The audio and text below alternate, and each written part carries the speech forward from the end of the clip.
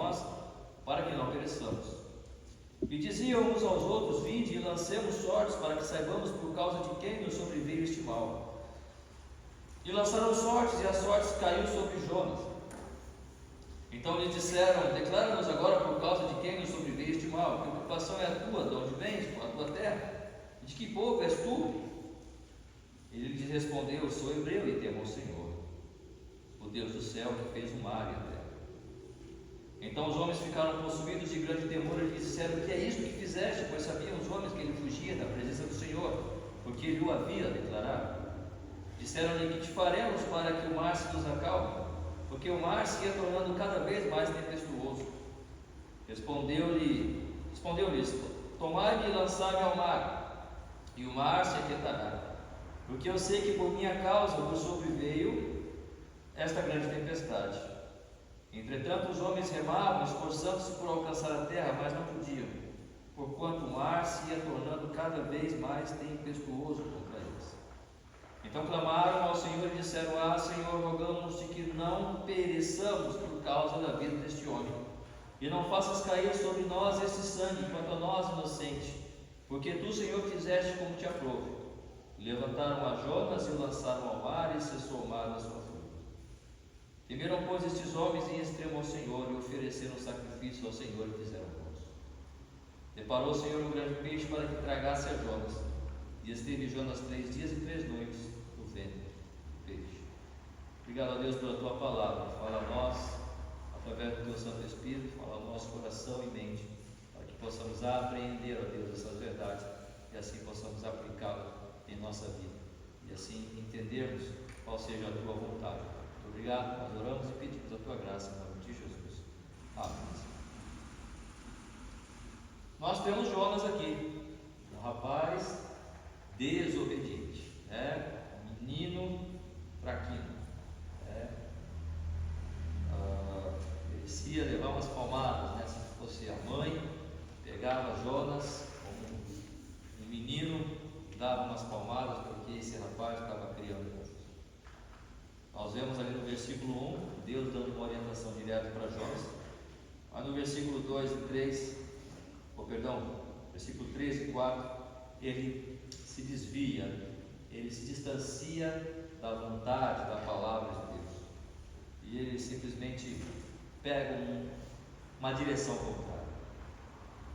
Como nós já falamos nas semanas passadas, quando nós olhamos, quando Deus dá a orientação para o Jonas e diz: vai à grande cidade de Nínive e prega contra ela, esta era uma orientação clara, simples de entender, não precisava de nenhum manual, não precisava de nenhum código para decifrar essa mensagem, era muito claro.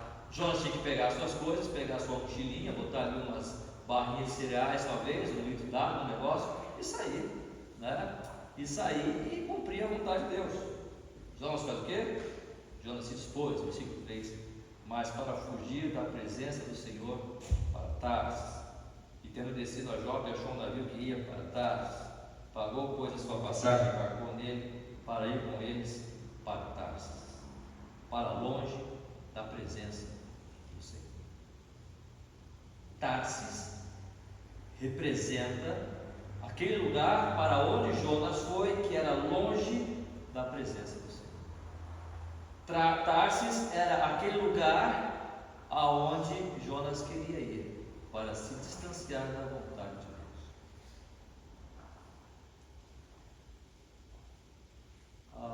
Eu queria trazer uma meditação hoje com o seguinte tema: a caminho de Tarsis. Em que direção você está indo? Em que direção eu estou indo? Que direção eu estou tomando? Que direção você está tomando? Se você perguntasse para Jonas ali naquele momento, para ele achava que estava fazendo a coisa mais bonita do mundo.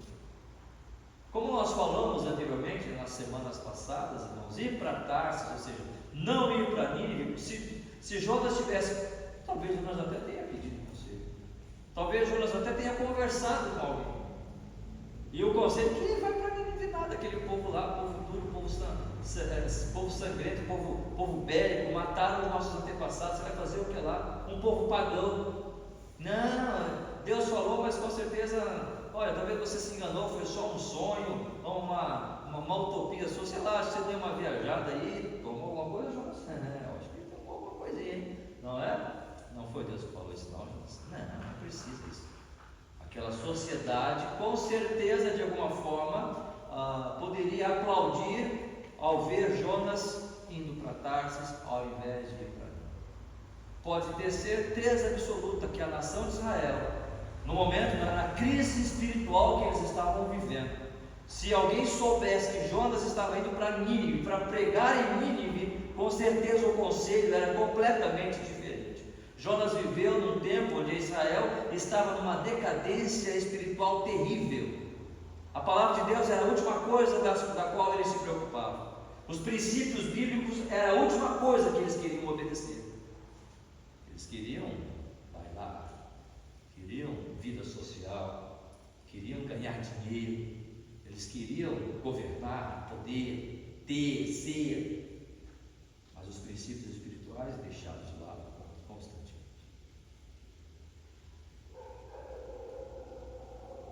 Portanto, é possível que nós, na sociedade em que vivemos, falamos há pouco na escola dominical, é interessante que eu sempre falo, faço referência ao que falamos na escola dominical, porque aquilo que nós conversamos na escola dominical é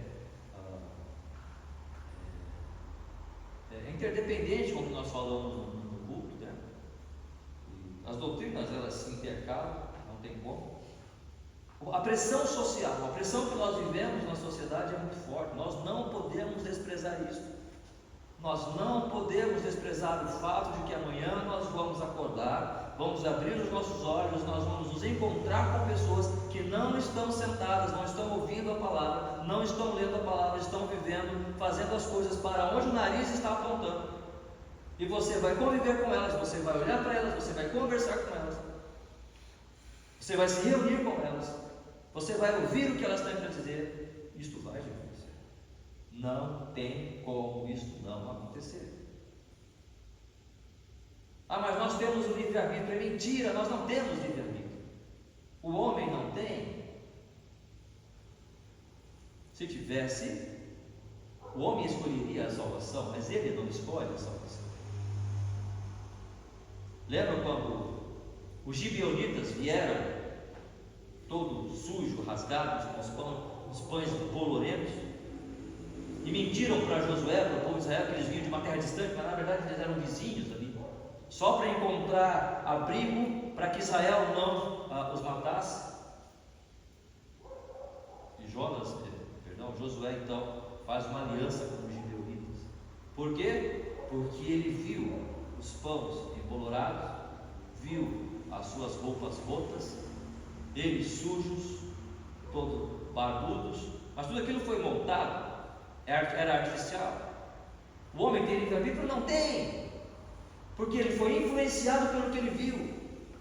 Josué foi influenciado pela sua visão, pela aparência daqueles homens, e influenciado por isso, ele tomou uma decisão. Não foi baseado tão somente na sua decisão pura e simples, foi a influência daquilo que os seus olhos viram. Quantas vezes nós ouvimos e vemos quando a palavra nos orienta quanto ao inimigo que está ao nosso redor constantemente rugindo como um leão, buscando alguém para devorar, e Paulo vai dizer: porque não ignoramos os seus ardis. Ou seja, os ardis do nosso inimigo são terríveis. O mundo jaz no maligno, e as pessoas com as quais nós estaremos amanhã, as pessoas com as quais conversaremos, mesmo talvez na mais inocente conversa, elas vão influenciar-nos para buscarmos a Deus? É claro que não, eles não temem a Deus, mesmo que eles não entendam isso. Eles não temem a Deus, eles não querem saber de Deus. Estão todos caminhando para trás, para longe da presença do Senhor. Estão caminhando para um lugar aonde Deus não mandou, aonde Deus não nos comissionou. Sabe qual que é o problema maior, irmãos? Preste atenção. A pergunta que eu faço é: Jonas chegou a Tarsis?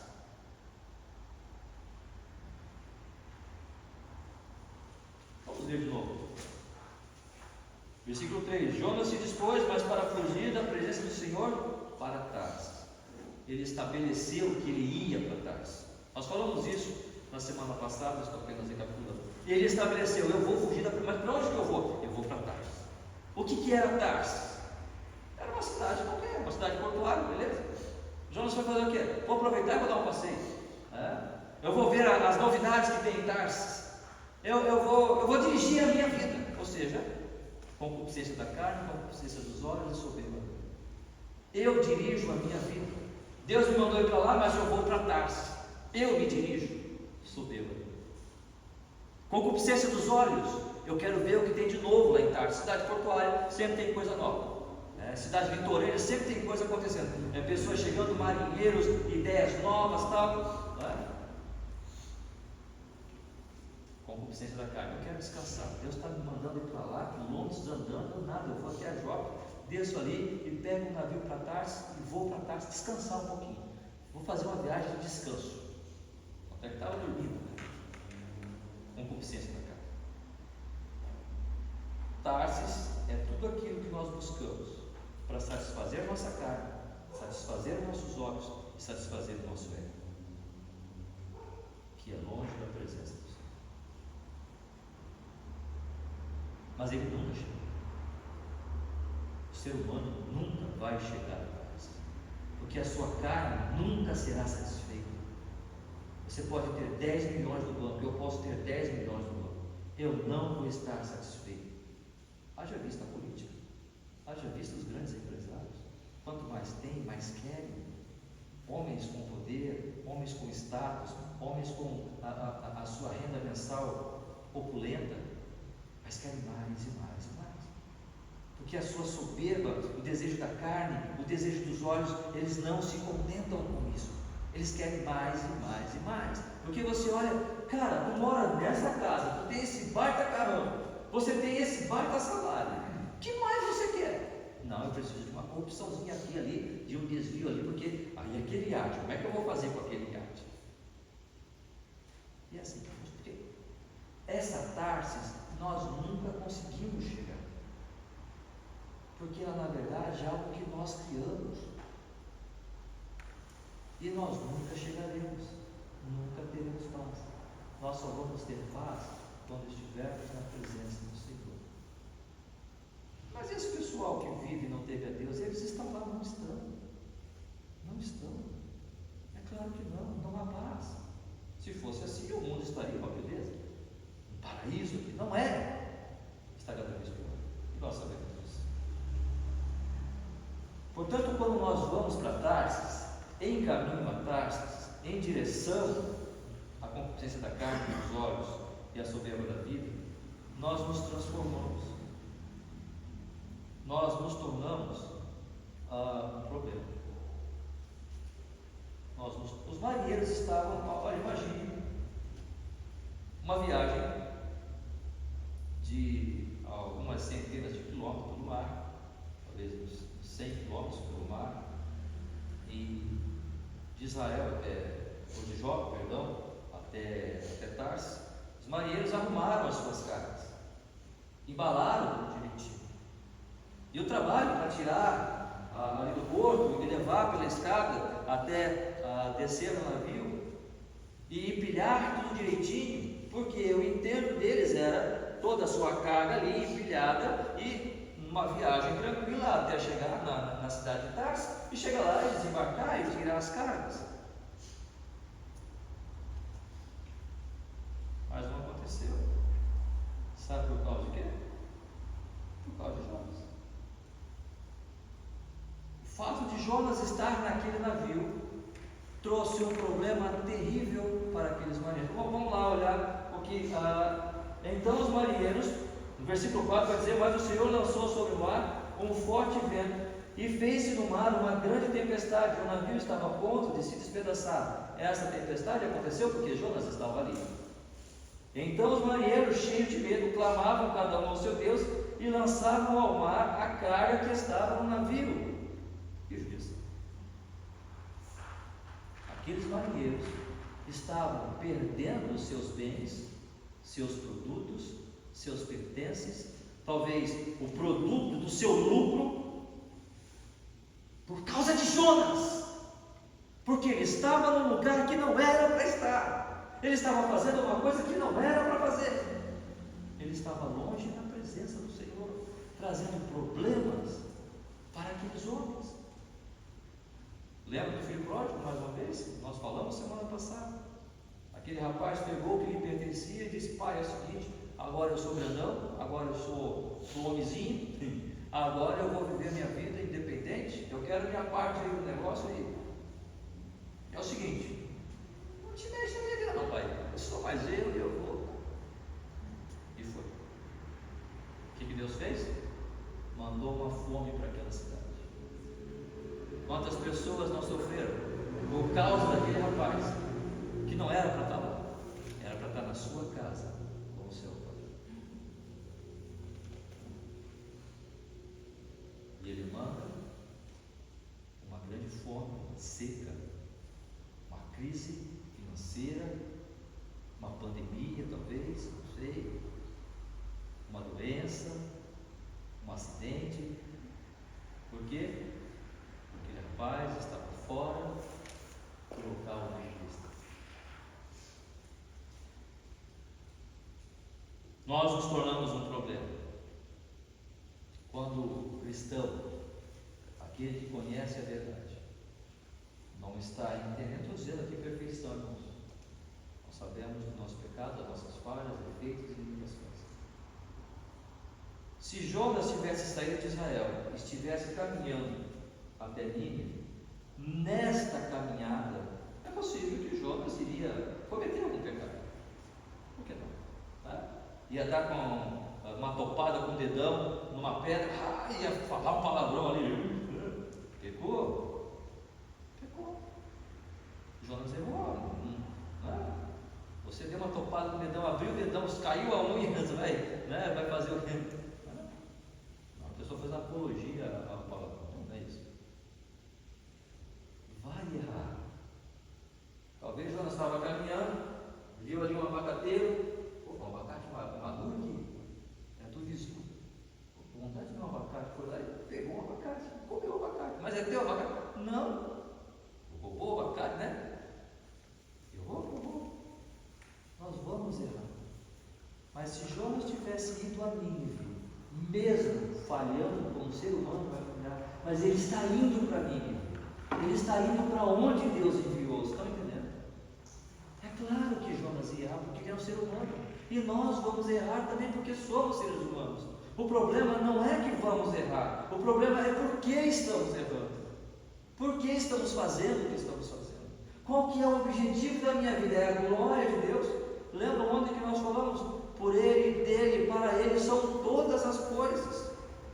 Para Cristo, é para a glória dele. Você vive, eu vivo, nós vivemos para a glória dele. Quando estamos aqui reunidos, é para a glória de Deus que o fazemos. Não é para mim, não é para você, não é para encher esses bancos, não é para ter uma igreja bombante. É para a glória dele. Se assim não for, não faz sentido. Se assim não for, eu estou tão somente caminhando para Tarsis, e não para a direção que Deus quer que eu vá, dentro da sua vontade, dentro da sua presença. Nos tornamos um problema, não um problema positivo. Lembra quando Paulo estava indo para Tessalônica, lá em Atos capítulo 17, versículo 6, e quando eles pegaram Jason e amarraram e agarraram Jason e levaram ali para as autoridades, e disseram: olha, aqueles que estão transtornando o mundo chegaram também aqui, porque aqueles homens viram o seu comércio diminuir, eles vendiam imagens da deusa Diana. E quando Paulo chegou com o Evangelho, Paulo chegou com aquela mensagem, estava quebrando o comércio daqueles caras, estava destruindo a estrutura financeira daquela cidade. Mas era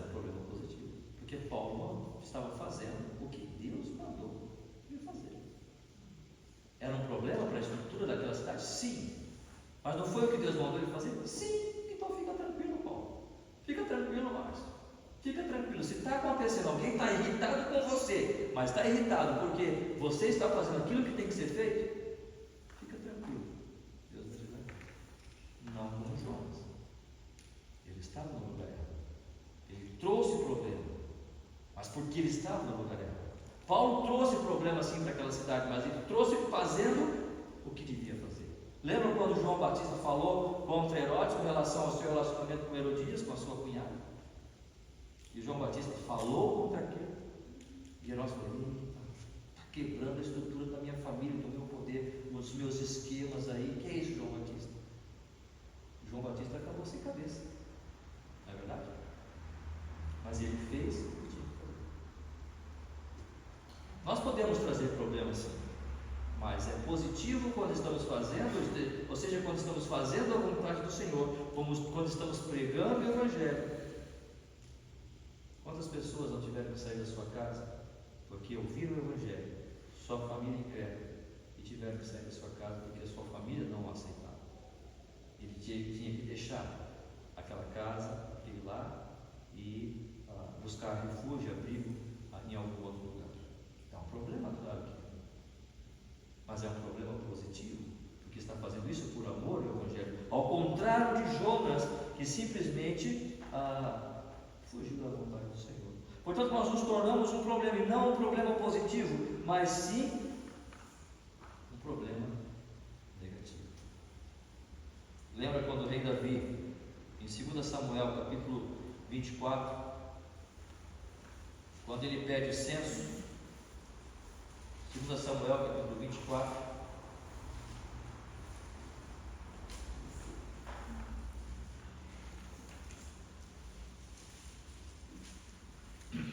no versículo 11 a 13,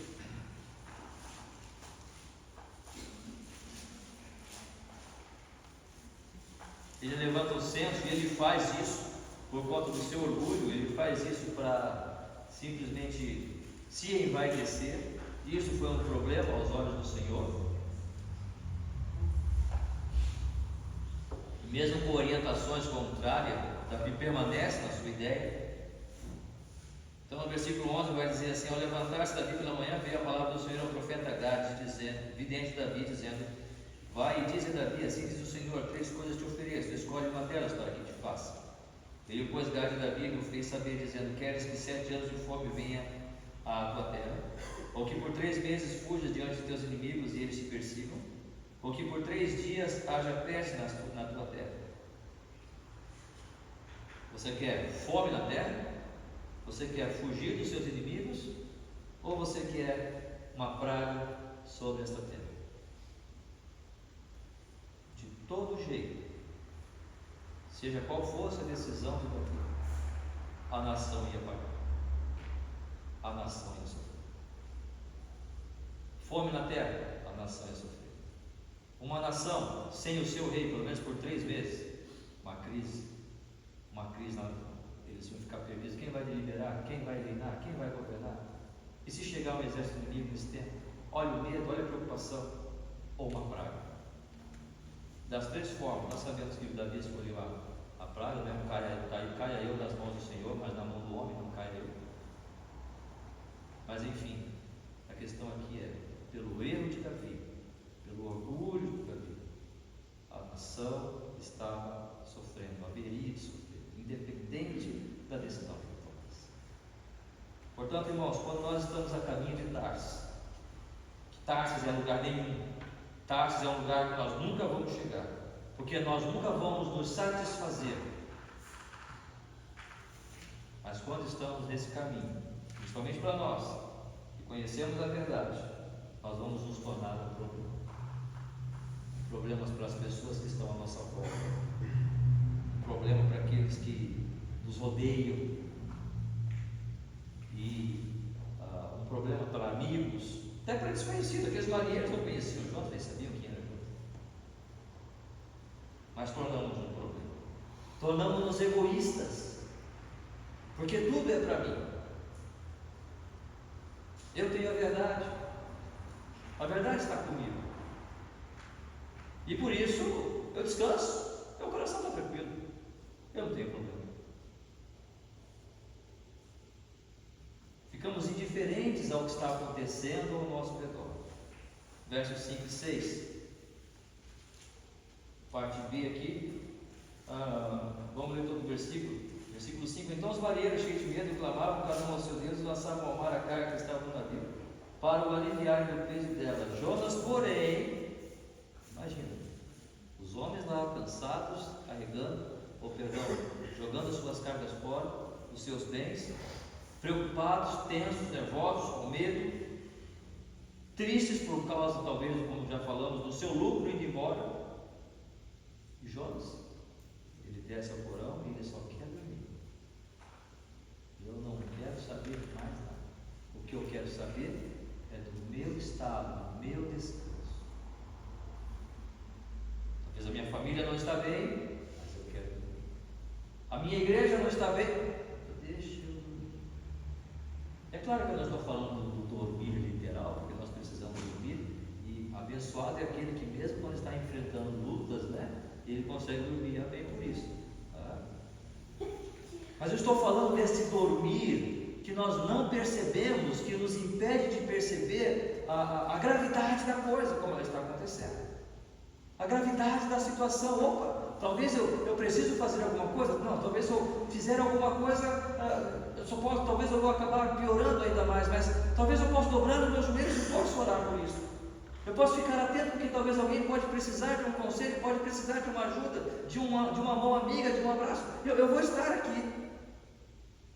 Mas quando a pessoa pensa só em si, aquela família, aquela pessoa pode estar passando por uma grande dificuldade. Aquela outra pessoa pode estar sofrendo. Talvez Deus está dizendo, olha, vai lá e fala com ela. Você pode ser uma influência muito positiva nela. Eu quero dormir. Ela está sofrendo, eu quero dormir. Deixa eu dormir. Mas aí vai alguém e te acorda. Chegou o mestre do navio, então, versículo 6, e disse: que se passa contigo, agarrado ao sono? Uma outra versão fala dormente, ou tem uma outra versão que não fala dorminhoco. Está fazendo eu dorminhoco? Gosto de dormir mesmo, hein? Está fazendo agarrado no sono? Levanta-te, invoca o teu Deus, talvez assim esse Deus se lembre de nós para que não pereçamos. O que Jonas fez? Ele seguiu dormindo. Irmãos, a palavra do Senhor nos orienta que nós devemos estar atentos ao que está acontecendo neste mundo. O Senhor deu para a igreja a missão de ir pregar o Evangelho, de viver uma vida condizente com aquilo que o Senhor estabeleceu para nós.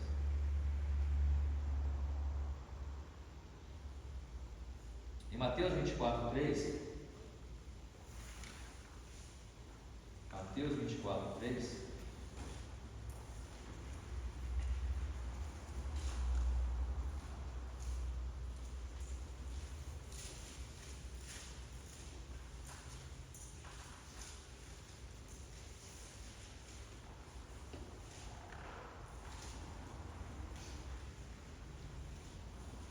no Monte das Oliveiras achava-se Jesus assentado quando se aproximaram a eles os discípulos em particular e lhe pediram: dize-nos quando sucederão estas coisas, e que sinal haverá da tua vinda e da consumação do século?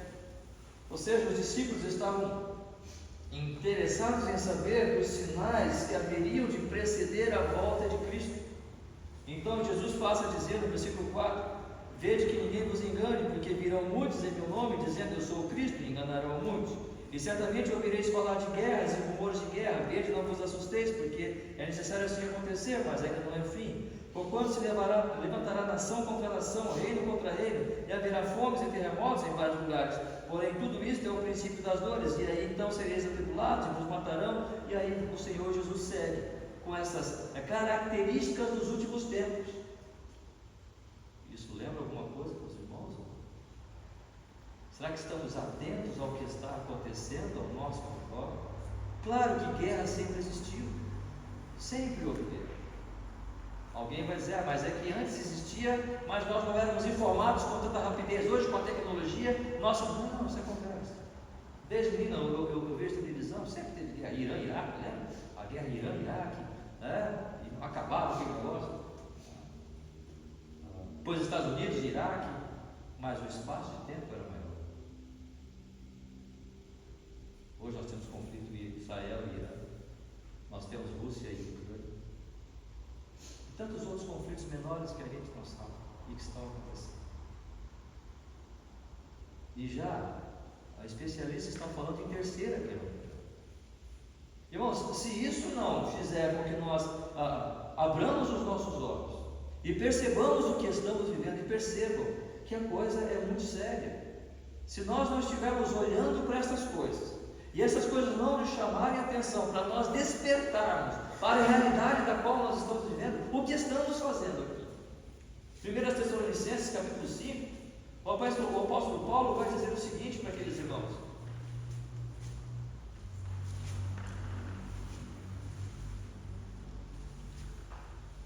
no texto da introdução,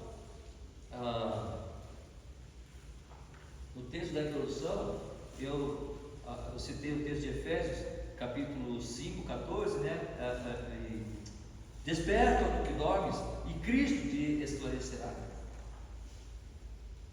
E agora eu queria ler com os irmãos 1 Tessalonicenses, capítulo 5, que diz o seguinte: mas vós, irmãos, não estáis em trevas, para que esse dia como ladrão não vos apanhe de surpresa. Porquanto vós todos são filhos da luz. Perceba, irmãos, o cristão, ele não está em trevas. Perceba o que Paulo fala. Você não está em treva para que esse dia não te apanhe de surpresa. Porque o cristão, ele está na luz, e ele está percebendo o que está acontecendo. Ele não está dormindo. O cristão, ele está vendo o que está acontecendo. E não vou usar a palavra se preocupa, mas ele está atento às verdades, ele está atento ao que acontece ao seu redor, e ele está sendo prudente. Lembra quando Paulo fala aos Efésios? Vede prudentemente como andais, não como necios, e sim como sábios, remindo o tempo, porque os dias são maus. Mas vós, irmãos, versículo 4 do capítulo 5 de Tessalonicenses: mas vós, irmãos, não estáis em trevas, para que esse dia como ladrão vos apanhe de surpresa.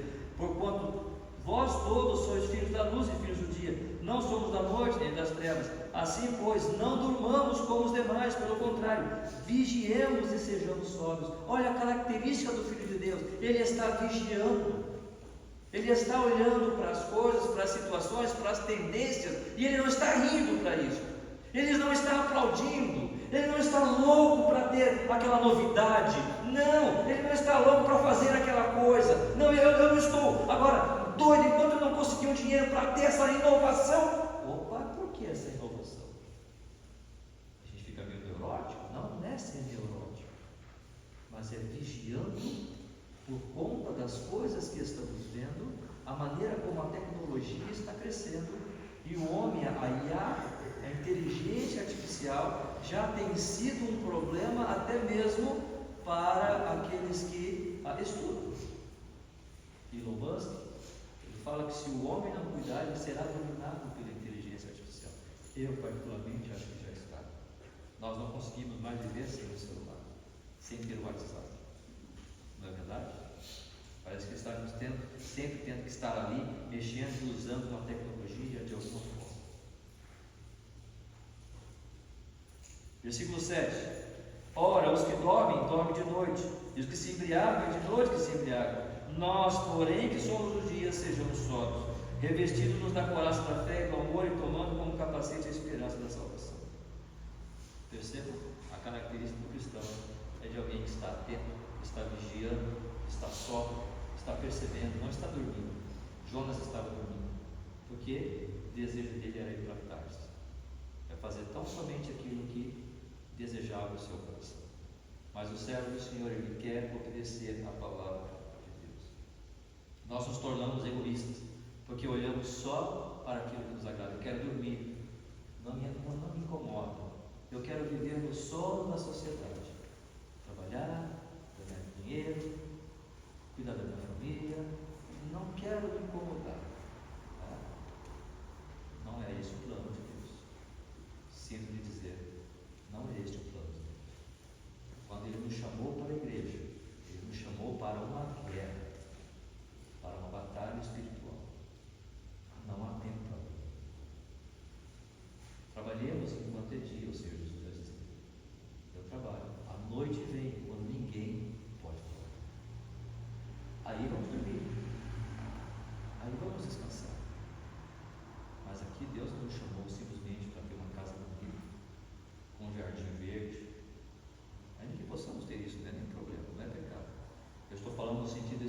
Nós nos acomodamos com aquilo que a sociedade estabelece para nós, dizendo: se você tiver isso, você foi vitorioso. Se você tiver esses bens, você é vitorioso. Será? Isso não é uma anestesia que nos é dada para nós simplesmente nos acomodarmos com isso e dizermos: estou feliz com isso. Esta é a minha tarde? Mentira, nós nunca chegamos a tarde. Nunca chegaremos. E o egoísmo chega a tal ponto de Jonas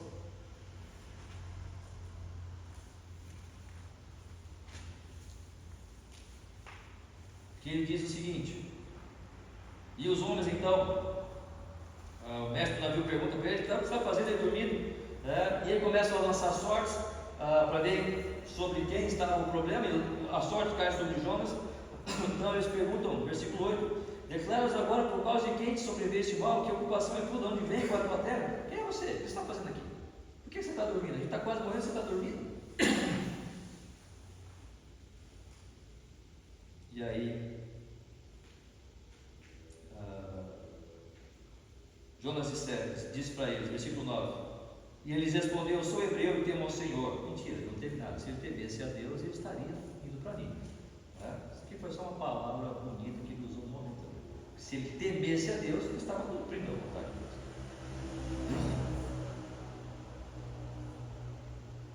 Temo ao Senhor, o Deus do céu, que fez o mar e a terra.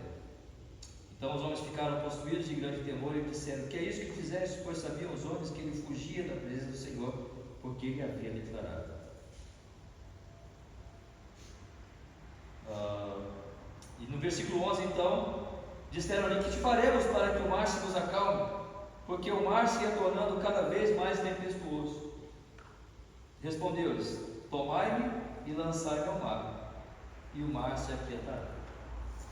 Para nós, irmãos, é fácil nós pensarmos nessa cena, porque nós sabemos que quando Jonas foi lançado ao mar, um grande peixe foi, engoliu Jonas, ele ficou 3 dias e 3 noites ali e foi cuspido na terra. Nós sabemos disso. Jonas não sabia disso. Entende? Jonas disse: eu morro aqui, eu morro afogado aqui, mas eu não vou para mim. Eu morro nesse mar, mas eu não vou para mim. Jonas não sabia que ele era peixe. Ele não tinha ideia que ele era peixe. O egoísmo da pessoa é tanto que ela prefere tirar a sua vida a fazer a vontade de Deus. Ela prefere perder tudo a fazer a vontade do Senhor. Ela prefere perder a sua família a fazer a vontade do Senhor. Ela prefere morrer para os seus próprios sonhos e planos, talvez, ao invés de fazer a vontade do Senhor. Quantas pessoas não tiram a sua vida? Chegam num ponto em que não encontram prazer, não encontram uma direção. O Senhor Jesus, eu sempre cito esse versículo, espero que não esteja sendo pedante, né? Mas o Senhor Jesus Cristo diz: vinde a mim, todos que estáis cansados, sobrecarregados, e eu vos aliviarei. Mas eu não vejo que há um momento na história da raça humana que nós precisamos estar sempre lembrando desse verso, porque nós estamos cansados. O estresse nos cansa, os problemas sociais nos cansam, a correria, a preocupação, a pressão que sofremos no trabalho, na família, todas essas coisas que nós sabemos, isso nos estressa e nos cansa. Mas o Senhor está convidando-nos: vinde a mim, todos que estáis cansados e sobrecarregados, eu vos aliviarei. É um convite tão doce, tão manso, mas nós não vamos. Eu morro, mas não me rendo ao Senhor, diz. Jesus vai dizer: aprendei de mim que sou manso e humilde de coração, meu jugo é suave, meu fardo é leve. Eu morro no mar, mas eu não vou ao Senhor. Ele preferiu tirar a sua própria vida a dirigir-se à vontade do Senhor. Portanto, nós nos tornamos um problema, nós nos tornamos egoístas e nós nos tornamos infrutíferos, dispensáveis. Irmãos, preste atenção nas palavras de Jonas. O cara era difícil, o rapazinho estava numa crise. Respondeu-lhes: tomai-me e lançai-me ao mar, e o mar se aquietará. Ei, Jonas, os caras têm que pegar você e jogar. Você não quer se matar? Pega e joga. Você pula, então. Se joga no mar. Nem para isso ele serviu. Ele podia, de vontade própria. Olha, pessoal, o problema sou eu. Já descobri, não estou entendendo que o problema sou eu. Dá licença, não precisa ficar preocupado. Eu vou resolver o problema. Tá? E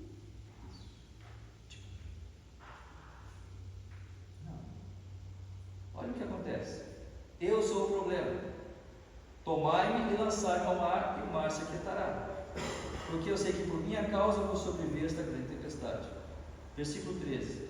Entretanto os homens remavam, esforçando-se por alcançar a terra, mas não podiam, porquanto o mar se ia tornando cada vez mais tempestuoso contra eles. Ao invés de ele resolver o problema, ele trouxe mais temor para aqueles homens. Ele se tornou tão infrutífero naquela situação, que nem ao menos ele pôde aliviar a carga e a tensão para aqueles homens, tomando a decisão de ele mesmo resolver o problema. Nem o seu próprio problema Jonas queria resolver, que era o seu problema com Deus. E aqueles homens ainda num ímpeto de humanidade, de amor ao próximo, incrédulos, pagãos que eram, rezando cada um para o seu Deus, mas não queriam pegar Jonas e lançar ele ao mar.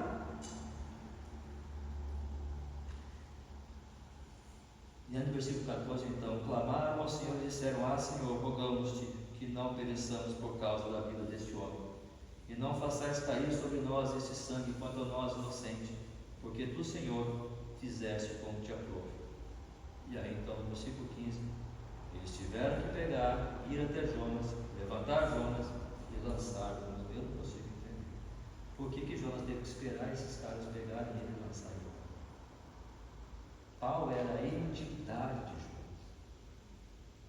a dispensabilidade desse Senhor.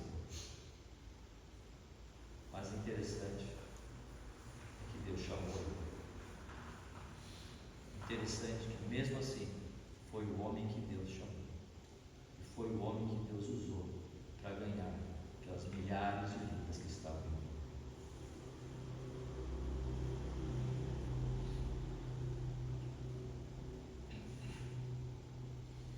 E aí nós percebemos o que? O temor do Senhor em Jonas? Não, naqueles marinheiros. Percebam, versículo 15: levantaram Jonas e o lançaram ao mar, e cessou o mar da sua fúria. E versículo 16: temeram, pois, estes homens em extremo ao Senhor, e ofereceram sacrifícios ao Senhor, e fizeram isso. Por causa do testemunho de Jonas? Não, muito pelo contrário, por causa do poder de Deus, porque o testemunho de Jonas foi terrível. E mesmo assim, Jesus Cristo usa o exemplo de Jonas, da mesma forma como Jonas ficou 3 dias e 3 noites no ventre do peixe, o Filho do Homem também importa que seja levantado. Isto é a graça de Deus. Mas percebam, um dia a graça cessa, um dia a graça acaba. Seja quando eu fechar esses olhos e partir desta terra, ou você, ou o dia em que Cristo voltar e levar consigo a sua igreja. Tudo acaba. A fé, a esperança e o amor. A fé, quando estivermos com Cristo, não precisaremos mais dela. Estaremos com Ele. Eu estarei vendo Ele face a face. Eu crerei nele porque estarei com Ele. A esperança, não preciso mais de esperança, porque eu já estarei com Ele. Tudo que eu espero é estar com Ele. Quando Ele vier, Ele já estará consumado, terá consumado o seu plano. Mas o amor, sim, permanecerá eternamente. dia vai acabar. A graça de Deus em receber pecadores, hoje, está convidando a mim e você para estarmos no caminho dele, na presença dele. Larguemos Tarsis, deixemos estas coisas que queremos, esses nossos planos que não agradam ao Senhor. Se o seu plano agrada ao Senhor, amém. Se o seu plano é glorificar o Senhor, amém. Se aquilo que você quer ser, o curso que você está fazendo, o trabalho, a família que você quer formar está glorificando a Deus, amém. Mas se isso não está acontecendo, isso é sua Tarsis.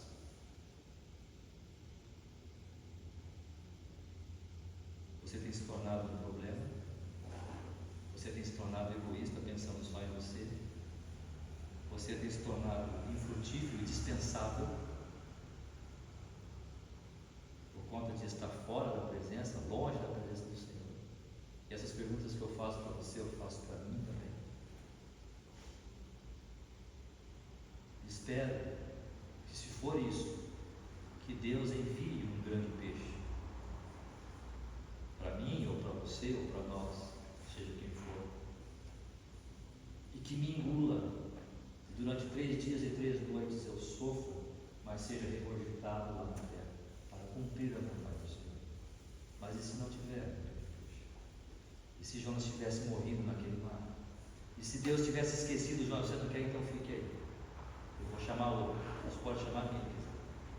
Eu vou chamar outro. Jonas teria perdido a oportunidade